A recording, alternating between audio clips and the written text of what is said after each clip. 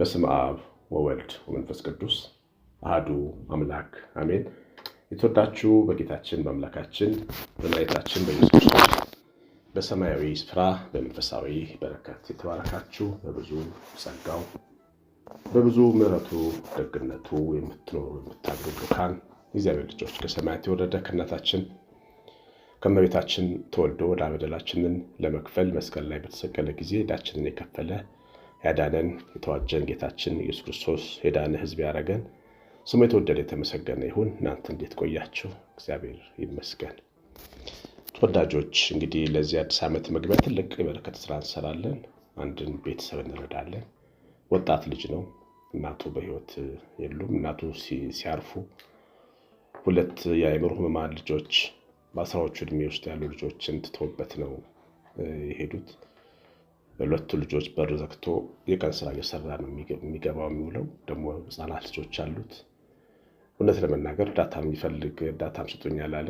አጋጣሚ ግን እኔ እግሬ መርቶኛም ቤተሰብ ለማየት ክፍለ ሀገር ነው ሄጄ ሳያቸው ለምን አንደግፋቸውም ብዬ አሰብኩ። መቼም አንድ ቲሸርት ለመግዛት የምናውለውን ገንዘብ እነዚህ ልጆች ለብዙ ወራት ልመገብበት እንችላለን እና አግዘው እንርዳው፣ በረከታችን ነው።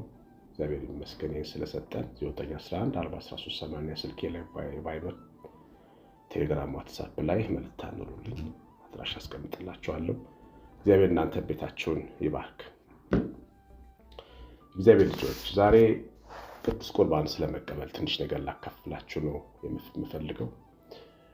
እንግዲህ የካህናት የኛ አገልግሎት እስከ ስጋው ደሙ ነው። የሰብአ ሰገል ከዋክብት ኢየሱስ ክርስቶስ ወዳለበት ወደ ቤተልሔም መርተው ከወሰዷቸው በኋላ ሕፃኑ ባለበት ቦታ ሲደርስ ኮከቡ ቆመና ተሰወረ ይላል። ከዛ ሰብአ ሰገል ወደ በረት ገብተው ለጌታ ለኢየሱስ ሰገዱ። እነሱ ሰብአ ሰገልና ኢየሱስ ክርስቶስ ሕፃኑ ጌታችን እስኪገናኙ ድረስ ከዋክብቱ አገልግለዋል። የእኛም አገልግሎት ልክ እንደ ሰብአ ሰገል ከዋክብት ነው። ወስደን ቤተልሔም ወስደን ቀራንዮ ወደ ተሰቀለውና ዓለምን ወዳዳነው ወደ መድኃኒታችን ማድረስ ነው። ወደ ክርስቶስ ደርሰናል ደግሞ ሲባል አምነነዋል፣ በልተነው ጠጥተነው ሕይወት አግኝተን በሱ ነጭ ለብሰን አጊጠን ወደዛኛው ሰርግ እስክንጠራ ድረስ ተዘጋጅተን መኖር ነው። እንደምታውቁት ነው። በየቀኑ ትምህርት እንማራለን፣ በየቀኑ ወንጌል እንሰማለን። ግን ይህን ሁሉ የምንሰማው ወንጌል የውስጥ ጭንቀታችንን ከማሳረፍ ባለፈ ሕመማችንን መፈወስ አለበት። ዘላለማዊ ሕይወታችንን በደንብ መስራት አለበት። ለዚህ ደግሞ ትልቁ ነገር ምስጢራትን መካፈል ነው። አሁን ይሄን ትምህርት የምትሰሙ ያላመናችሁ ሰዎች ብትኖሩ፣ ሌላ ቤተ እምነት ውስጥ ኖራችሁ ያላችሁ አምናችሁ መታችሁ መጠመቅ አለባችሁ። እንዴት ማድረግ እንዳለባችሁ ግራ ከገባችሁ ደግሞ ቅድም ባስቀመጥኩት ስልክ ደውላችሁ ልታናግሩ ትችላላችሁ። ያመንን ሰዎች ደግሞ ሰሞኑን እንደሰማነው ንስሐ ገብተን ለሰራነው ስህተት ለበደልነው በደል እግዚአብሔር ይቅርታ ጠይቀን ንስሐ ገብተን የጌታን ሥጋና ደም መቀበል አለብን። ከዚህ ውጭ አይደለም ክርስትና። ጌታ ኢየሱስ ክርስቶስ እነዚህን ደቀ መዛሙርት ከተለያየ ቦታ ከጠራቸው በኋላ 3 ዓመት አስተምሯቸዋል። በመጨረሻው ምሽት ሐሙስ ማታ በተሰናዳ ሰገነት ላይ የመጨረሻውን ላሰፐር የምንለውን ራት ፋሲካ የአይሁድ ፋሲካ በልተው የአዲስ ኪዳን ደግሞ ቁርባን አስጀምሯቸዋል እና ቁርባኑን ሲያቆርባቸው የተናገረውን ቃል እስቲ ከመጽሐፍ ቅዱስ እናንብብና እሱን ሐሳብ ከኛ ሕይወት ጋር አገናዝበን እንመለከተዋለን። ማቴዎስ ወንጌል ምዕራፍ 26 ቁጥር 26 ሲበሉም ኢየሱስ እንጀራን አንስቶ ባረከ፣ ቆርሶ ለደቀ መዛሙርቱ ሰጠና እንካችሁ ብሉ፣ ይህ ሥጋዬ ነው አለ። ጽዋንም አንስቶ አመስግኖ ሰጣቸው፣ እንዲህም አለ፣ ሁላችሁ ከእርሱ ጠጡ፣ ስለ ብዙዎች ስለ ኃጢአት ይቅርታ የሚፈስ የአዲስ ኪዳን ደሜ ይህ ነው አለ።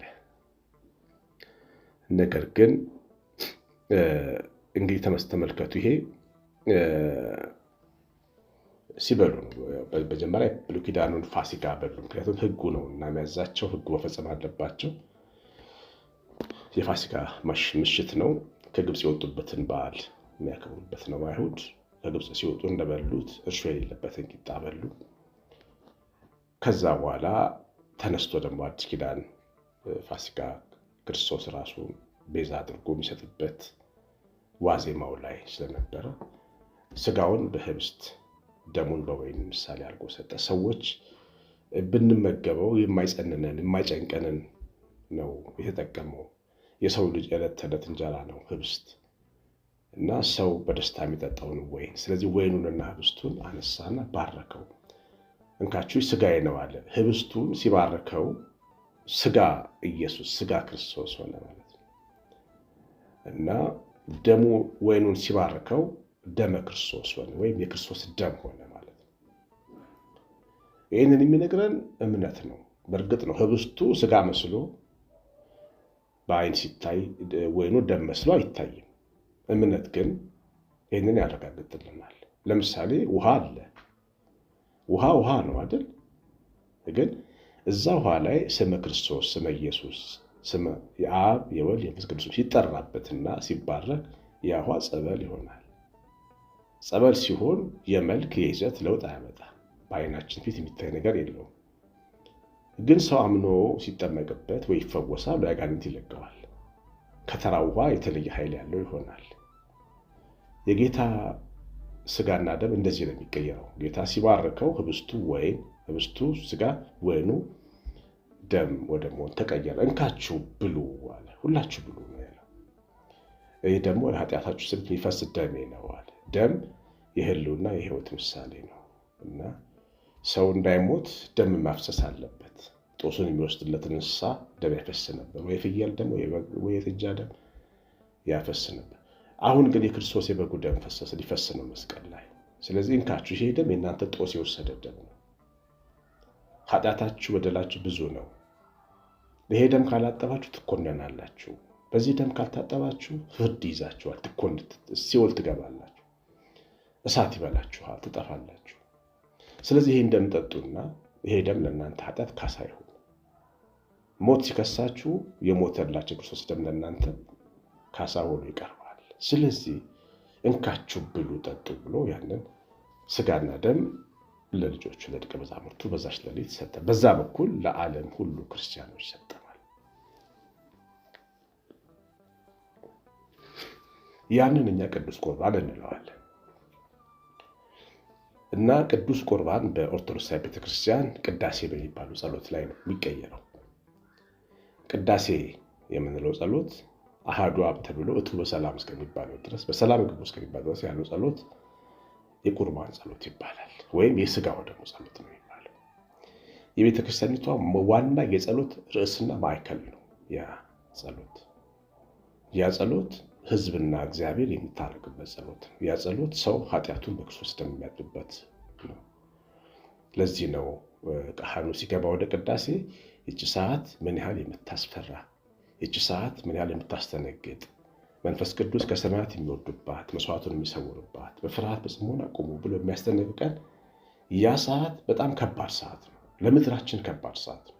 ምክንያቱም መንፈስ ቅዱስ መጥቶ ህብስቱን ደመ ክርስቶስ ወይኑን ደመ ክርስቶስ ህብስቱን ስጋ ክርስቶስ ወይኑን ደመ ክርስቶስ አድርጎ የሚቀይርበት ሰዓት ነው።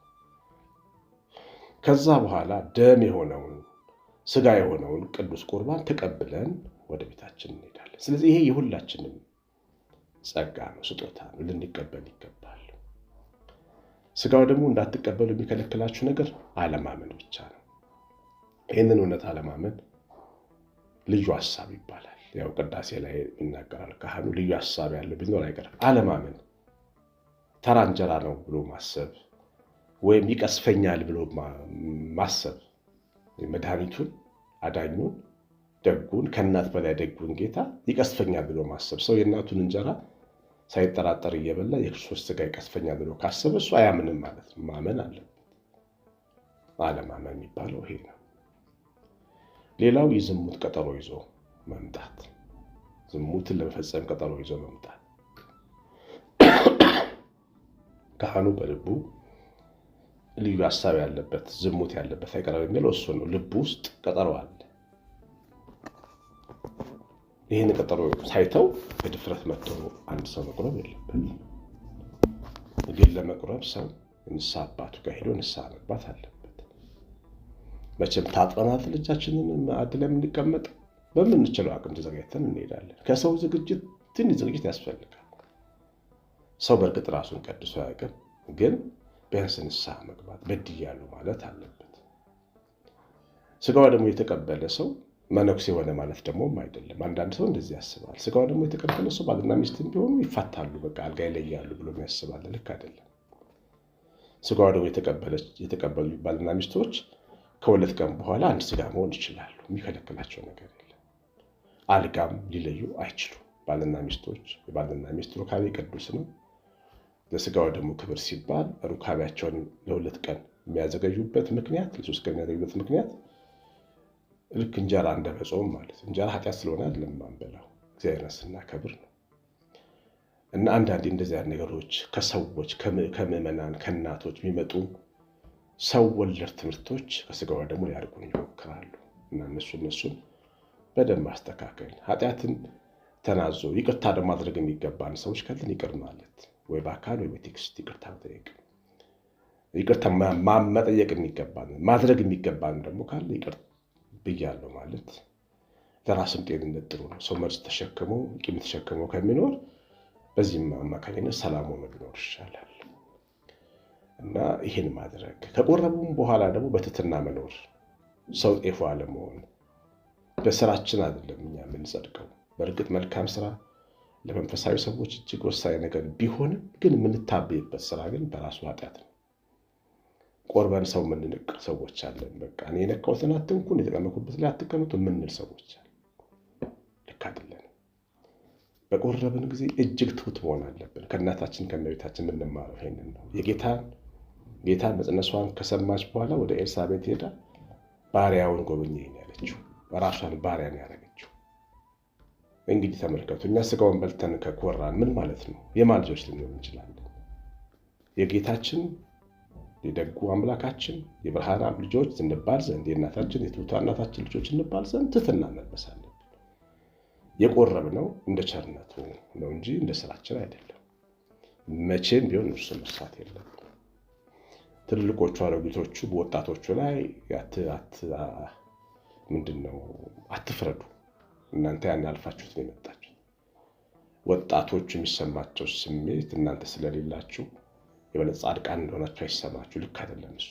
ትልልቆቹ ለወጣቶቹ ዘመን የወጣቶቹን ድካም እያስታመሙ እኛ ካህናት ሁሉንም እያስታመምን ወደ ስጋው ደግሞ እናመጣለን።